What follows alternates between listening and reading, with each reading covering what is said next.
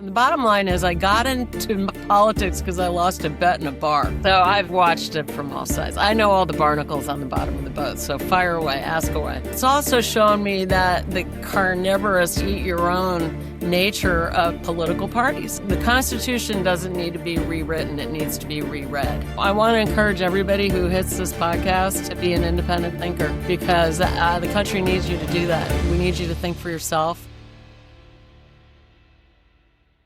All right. Well, this episode of the Independent Voter podcast is going to be a good one, I think. I think so, unless she screws it up.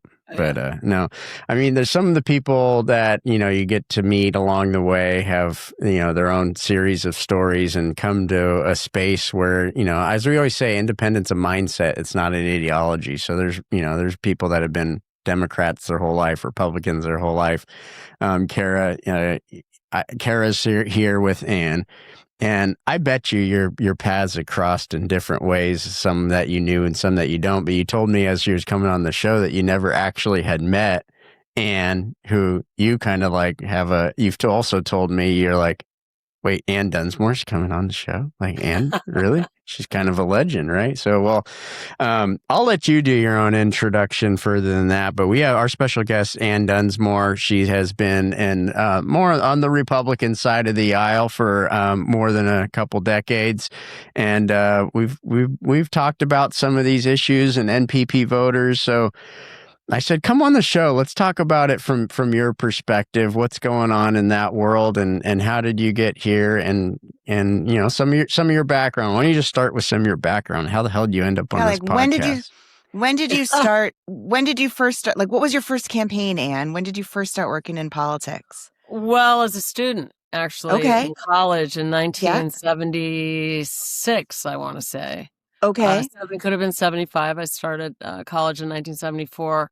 I was actually an Asian studies major and, economies of third world nations. Maybe I should have stuck with that. But I also finished college a year early. So I went back to D.C. and started taking graduate school classes. Waited for my class to graduate. And I was bartending. Family's got a long history in restaurants. And the bottom line is I got into politics because I lost a bet in a bar. Okay. I want to know all about it. Like, so you lost a bet in a bar in D.C. in the 70s. Exactly. And so we used to have a lot of... What bar was it? Was it like Clyde's or which one? No, it was American Cafe. And I had helped open up the one on the Senate side down on Capitol Hill. And, it was all men pretty much. And so I got the midnight shift and we were open until 3 or 4. We'd get all the drunks, after they've been out all night. So clearly I got a lot of political staffers. Yeah. And so, that at that time at night, you let half your staff go and I bartended until we couldn't anymore, but we could serve pretty late if I remember correctly. And so somebody, started betting on some weird fact, and the loser had to volunteer.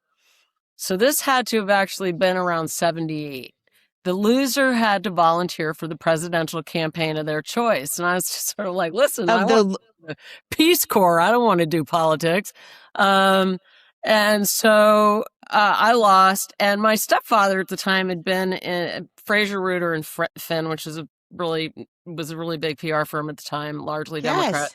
And he said, why don't you go visit a handful of the campaigns, see which one you like. So I went to the Kennedy campaign. That was ridiculous. It was a very predatory environment with the women and the men. And I was just sitting there going, yeah, I got enough of that at work. And then he said, okay, now go visit a Republican campaign.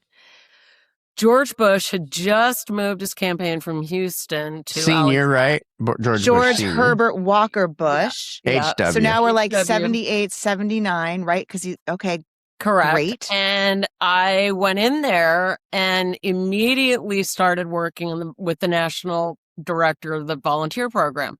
And I ended up never leaving. I quit my job at the restaurant, took a job working at night. And what happens on a political campaign, as you well know, is that if you work 24/7, you get moved up to the C-suite really fast. Yeah. So I moved upstairs to where Jim Baker was sitting. Margaret Tutwiler was working for him. Margaret Glasscock was the secretary. I ended up working for Pete Teeley, who was the press secretary. And, back then you had that AP machine sitting there, and there's 2 bells, 3 bells, 4 bells. So I was in there for Voodoo Economics, was, Pete typing madly. David Keene was on that floor. David Sparks was Seth Halpert, who recently got himself in a twist over, whether or not he's working with the Russians. A lot of guys from the Rand Institute were over there. So I was right. Richie Bond was our person in California. I was right in the thick of it all. And how old are you? Like, you're pretty young. So you're just out of college, really, like post-college. Yeah. So I was like grad school. 22, 23. Yeah. Yeah. That's the same time that I started working in politics, Ann. I was 20. Well, but I started 22 on a presidential. Yeah. Well, in college, I actually ended up volunteering for Scoop Jackson. I don't know how or why. In Washington State, yeah. Yeah, but I was in Massachusetts, and I was at a women's college, and sort of there was nothing to do on weekends. So they were like, come, let's go do a rally, whatever. So I wouldn't call that full engagement. No. But anyway, when you're like doing the George Bush's campaign in Washington with Jim Baker, at 22, then you're like, oh my God, like, really? Like, what am I doing here? Like, this is amazing. I didn't understand the magnitude or the import of all these people at the time. But I'd also grown up in an atmosphere where there were important people around us all the time. So this was not, something super foreign to you. Okay. No. Okay. Just not political people, but, my great uncle was the architect on the rebuild of the White House under Roosevelt. So the Oval Office, all of those things were around me.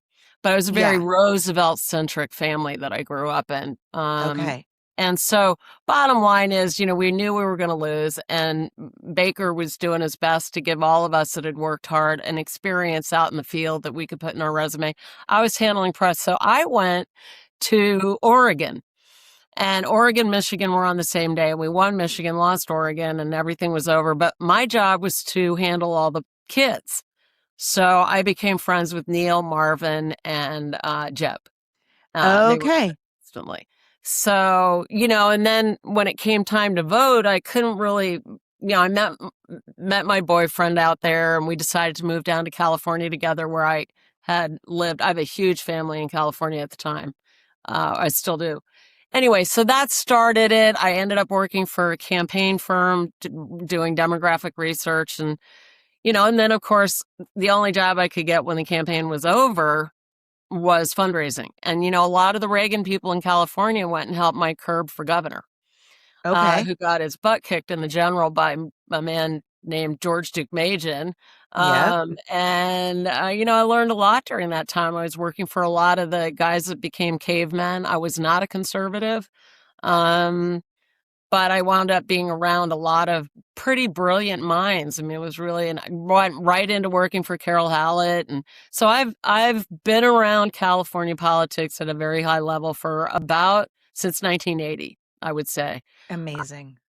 We've only made it to 1980. I'm like, I think Ann needs her own show. Like, we're like, just to go through my resume. We're like halfway through our time. She's made it to 1980, but this is it's fascinating. I love this stuff. I wonk out over this. That's it. So I've watched it from all sides. I know all the barnacles on the bottom of the boat. So fire away, ask away. Well, okay. Well, all right. You're on the Independent Voter podcast. I mean, you probably have like 17,000 stories. Like, what story would you give on here that would be like, wow, this was something I think about in my career that was just like, wow, I got to be a part of that.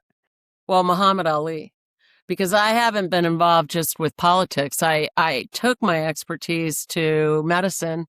I became a fundraiser, for lack of anything else. That's because like a lot of women in politics. I mean, I remember when I first started, they said, okay, you can be either a scheduler or a fundraiser. Oh, great. And I said, oh, I'll be the scheduler. Like, that makes sense. And, but that was it. And until I discovered research, like if I knew more about everybody else, about the race, then they'd let me in the room. I was going to be a scheduler forever, picking up people's dry cleaning. Yeah, but fundraising gets you to the table pretty fast too, I got to say. I bet you're right. Yeah. So you did fundraising, I did scheduling, but that's really all they let women do, Chad. It was different than it is now, for sure. It's amazing how frantic men get when they don't know where the money's coming from. So, but I did have an opportunity to be a part of the rebuilding the UCLA campus after the Northridge earthquake. They brought me in. Michael Ovitz brought me in there to help raise $1.2 billion. I'm a Bruin. I'm a Bruin. Me too. Thank you. I'm a Bruin. I'm a Bruin. Yeah, same. And so, I learned a lot from that. I got to see the difference between institutional fundraising. Big ask became very important. Breaking the barrier of, asking for $10,000 table at the Century Plaza to just give us $100,000, $250,000, $1 million. That was part of that switch over to that kind of money, at a much broader level. So, that was kind of interesting. I did work for Ali, which was really gratifying. Got to really be around him when he was you could still talk to him and have, experience and listen to his opinions and stuff like that.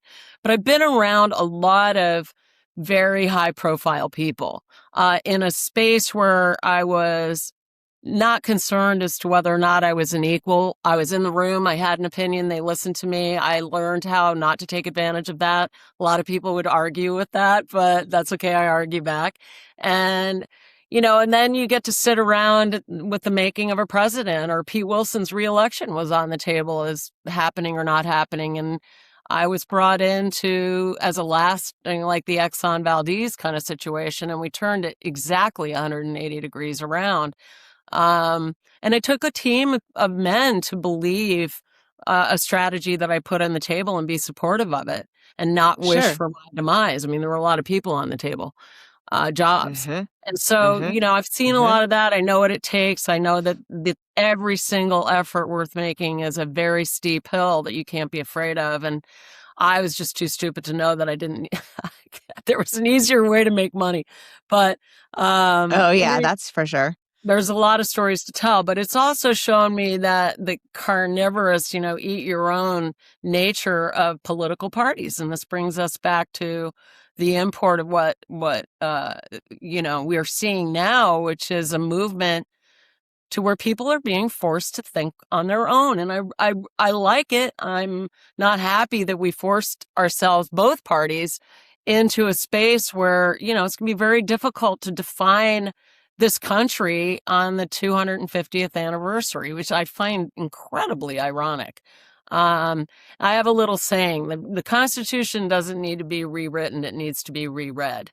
And I really believe that's true, and I find a lot of joy in seeing that. That's like a old Brooks Brothers suit, man. You can put it on any time, and it still works, and that Constitution still works, and it needs a little tweaking here and there, but. I'm fascinated about what's going on, and I guess I'm in it. So, we focus, especially folks in politics, and we're like, oh, what side are you on? What are you doing, like that stuff? But I know, because I think when I first met you, we kind of got to this conversation quickly, because it's obvious that you have a passion for it. I make it out in the background. You have your Angel Force, banner there. And I think, for our listeners, is like most of us who have some, whether it's 1 foot or 2 feet in the political, we're also people. We have lives, and there's things we're passionate about that we may be able to utilize our connection into politics to promote, but it has nothing to do with politics. I just want to give you a moment, like, I've seen the passion you have for this. It's an important issue, and when you go to bed at night and forget this campaign or that campaign, tell me why the Angel Force has been something that I can tell. I knew immediately has really driven you to, to do everything you do. Yeah. So Angel Force USA raises awareness about military suicide, or suicide in the military community.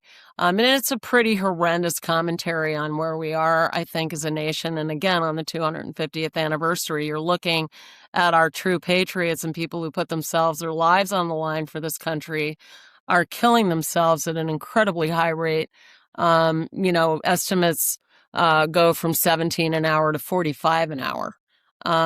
So, while we're doing this, people are killing themselves. That's just unbelievable, right now, Anne. That's just like, you hear that and it's like it doesn't go.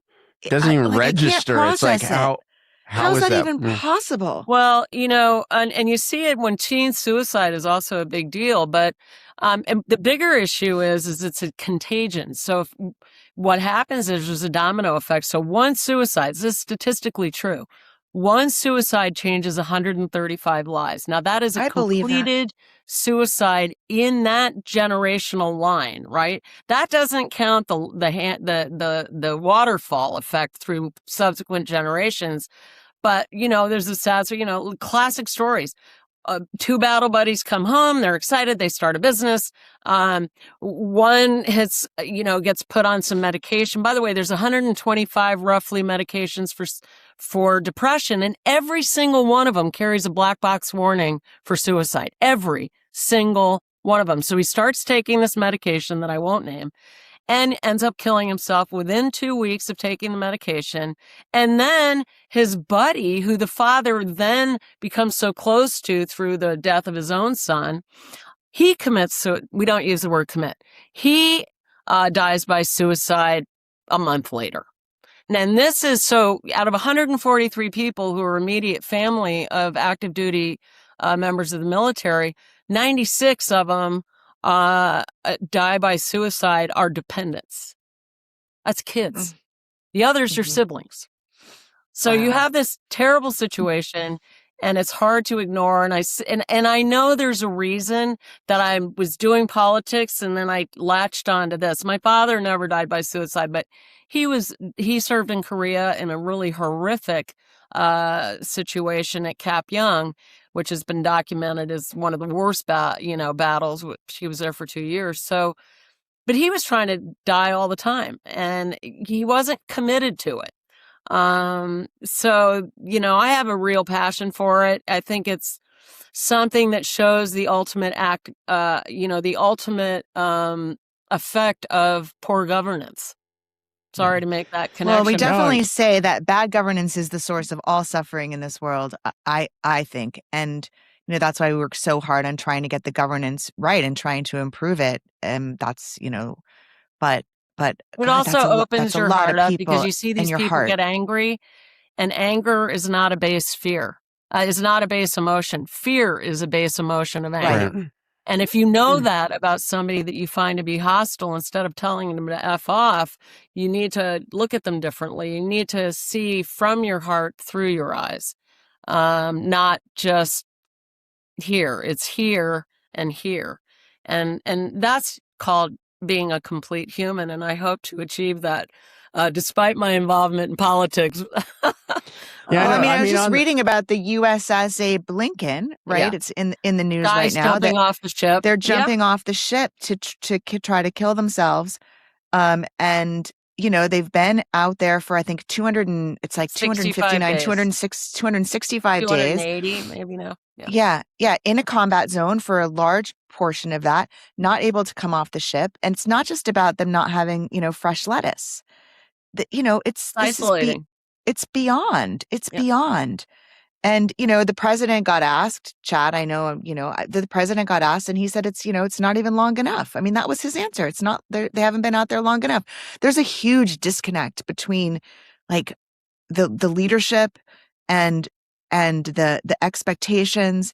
And I mean, how can we, I feel so much for the wives, right? For the partners of the people who they can't get a phone call on, they've maybe children were born, they can't even go to shore. It's a problem. Yeah. Well, not a proud moment for this country. No, there's a lot to unpack there. I mean, I think this is one of the reasons I wanted to have you on, is that, it's like the people in politics, it's like we get defined by, the political circumstances and our perspective, but there's so many more things in our life. You realize, like, what the heck does that have to do with anything political or party or whatever? It's something, right? And that's ultimately is right. If you could solve 9 one out of thing, 10 things, like 9 out of 10, Chad. Yeah, but that's so you do all this stuff in work and politics because that's what we care about, right? And so, I mean, we could have a whole show, a series on Angel Force. We could have a whole show on Anne's his history or biography, right? So or bad attitude. I can guarantee Anne's going to be back on this call. Part of it is I wanted to connect Anne with Cara because Cara has her own biography she can write from coming up from the other side of the political spectrum, right? And you get here and you realize, like, here's two women who started at a time when it, like you said, Cara, it wasn't like every opportunity was open, and who like run, not only have, like, I use this analogy as, like, some people take, they carry the tide and some people turn the tide, right? And both of you are tide turners, right? It's like, no, fuck it, I'm going to be a captain and turn the ship. We right? are the tide. We are the tide. We're not tide turners. Right? We so, are like, the that's tide, why, right? I don't know. I like having. I enjoy having both you on selfishly. I'm sure you guys might do some shows without me, and then you can talk shit about me or whatever you want to do. But I want to call Cara and I something different. Here we go. Maybe this is the title of our joint podcast. We're not the tide. We're not the ship on the ocean. We're the rogue wave. All right. All right, we don't even the one we don't even know where the hell that came from. Where the hell did that come from? Because you have to. Hey, listen, you have to disturb the flow, and that's the only way you can make change. Is to be a disruptor, not necessarily a passive one. I focus on just sort of saying what needs to be said and then making everybody sort of be transparent about whether they shush and me. It interrupts. But Anne, it's right. It interrupts the drift. Good luck right? stopping this podcast. The drift, but the drift is the problem, right? The drift is the problem. We have to act against the drift. Yeah. Right? So, there you go. But that's a perfect way to frame why the hell did Anne come on? She just put it. I've never said it that way. I think I'm going to steal her line. It's like, yeah, we're upsetting the tide. We're freaking, Next time we're going to put Newton's Cradle on the show because you know how much I love that, and it's called Flicking the Middle because it brings both of those radical sides back down, and you can actually get something. We'll have a whole show about where disposition and whether this is on the little balls. Well, all right. Well, Anne Dunsmore, thank you for your time. I know you never stop. I don't know when you sleep, but we appreciate you spending some time with us, and I'm sure we'll have you on again, our listeners. Right? If you want to listen to some awesome people like Anne, subscribe to our podcast. We're going to invite Anne to write on IVN and, be a part of their community. Like I said, is like, we got people that have been on the left, the right. We don't give a shit. Like, let's just have a conversation. Yeah. This is not like the place where the mushy moderates come to, talk about milquetoast solutions either. Like right? We can actually disagree with each other and be like, Cara, you're full of shit, I think. Right? Or Anne. But that's the whole point. That's what we're trying to do. Yeah, no, it's important. And you I want to encourage everybody who hits this podcast to be an independent thinker because the country needs you to do that. We need you to think for yourself. And we're here to sort of throw a lot of shit against the wall. Now that I know I can say that, I'll be saying it all the time. All right. Well, thank you, everybody. Thank you, Lena, as always, for dealing with us and doing a number show. Our Colombian American Lena. So we'll talk soon. All right. This is the Independent Voter Podcast, sponsored by the Independent Voter Project and produced by Olas Media. Remember, you can always find the Independent Voter Podcast or the How It Really Works series at ivn.us. Follow and subscribe at olasmedia.com.